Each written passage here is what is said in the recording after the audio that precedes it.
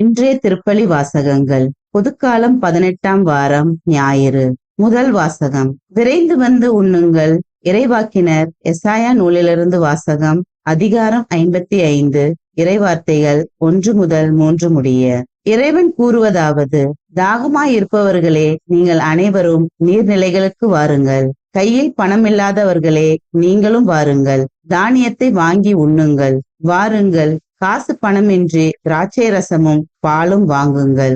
உணவாக இல்லாத ஒன்றிற்காக நீங்கள் ஏன் பணத்தை செலவிடுகின்றீர்கள்? நிறைவு தராத ஒன்றிற்காய் ஏன் உங்கள் உழைப்பை வீணாக்குகிறீர்கள்? எனக்கு கவனமாய் செவி கொடுங்கள். நல்லுணவை உண்ணுங்கள். கொழுத்ததை உண்டு மகிழுங்கள். எனக்கு செவி கொடுங்கள். என்னிடம் வாருங்கள், கேளுங்கள். அப்பொழுது நீங்கள் வாழ்வடைவீர்கள். நான் உங்களுடன் ஓர் என்றுமுள்ள உடன்படிக்கையை செய்து கொள்வேன். தாவீதுக்கு நான் காட்டிய மாறாத பேரன்பை உங்களுக்கும் காட்டுவேன்.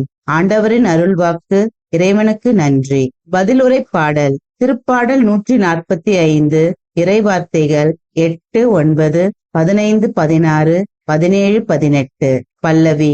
ஆண்டவரே, எல்லா உயிரினங்களின் விருப்பத்தையும் நிறைவேற்றுகின்றீர். ஆண்டவர் இரக்கமும் கனிவும் உடையவர், எளிதில் சினம் கொள்ளாதவர், பேரன்பு கொண்டவர். ஆண்டவர் எல்லாருக்கும் நன்மை செய்பவர், தாம் உண்டாக்கிய அனைத்தின் மீதும் இரக்கம் காட்டுபவர். பல்லவி. ஆண்டவரே, எல்லா உயிரினங்களின் விருப்பத்தையும் நிறைவேற்றுகின்றீர். எல்லா உயிரினங்களின் கண்களும் உண்மையை நோக்குகின்றன. தக்க வேளையில் நீரே அவற்றிற்கு உணவளிக்கின்றீர். நீர் உமது கையை திறந்து எல்லா உயிரினங்களின் விருப்பத்தையும் நிறைவேற்றுகின்றீர். பல்லவி. ஆண்டவரே, எல்லா உயிரினங்களின் விருப்பத்தையும் நிறைவேற்றுகின்றீர்.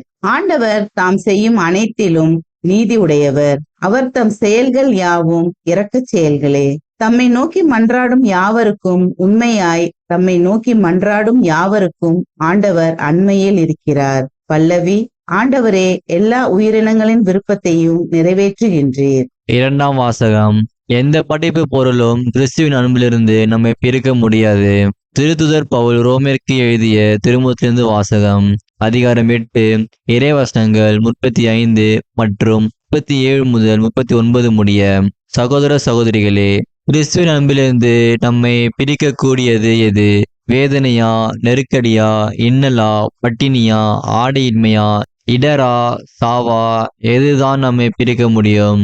ஆயினும் நம்மேல் அன்பு கூர்ந்தவரின் செயலால் மேற்கூறியவை அனைத்திலும் நாம் வெற்றி மேல் வெற்றி அடைகிறோம்.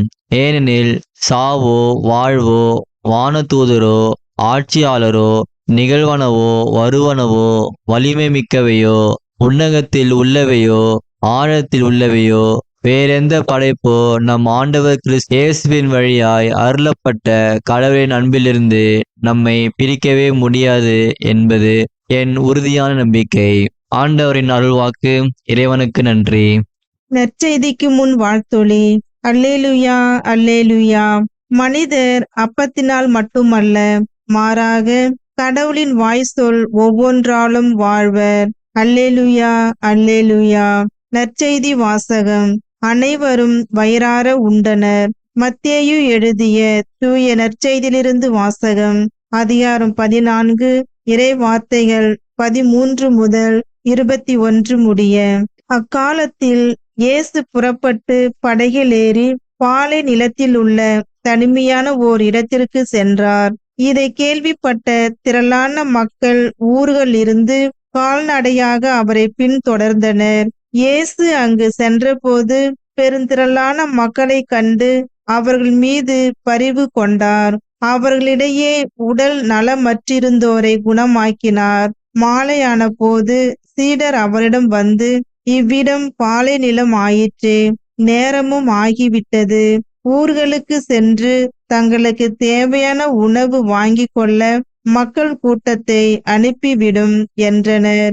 இயேசு அவர்களிடம், அவர்கள் செல்ல வேண்டியதில்லை, நீங்களே அவர்களுக்கு உணவு கொடுங்கள் என்றார்.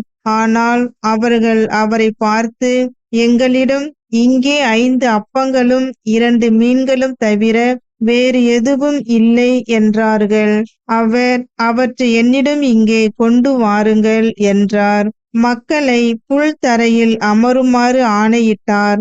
அவர் அந்த 5 அப்பங்களையும் 2 மீன்களையும் எடுத்து வானத்தை அண்ணாந்து பார்த்து கடவுளை போற்றி அப்பங்களை பிட்டு சீடர்களிடம் கொடுத்தார். சீடர்களும் மக்களுக்கு கொடுத்தார்கள். அனைவரும் வயிறார உண்டனர். எஞ்சிய துண்டுகளை 12 கூடைகள் நிறைய எடுத்தனர். பெண்களும் சிறு பிள்ளைகளும் நீங்களாக உணவு உண்ட ஆண்களின் தொகை ஏறத்தாழ 5000. ஆண்டவரின் அருள்வாக்கு. கிறிஸ்துவே உமக்கு புகழ்.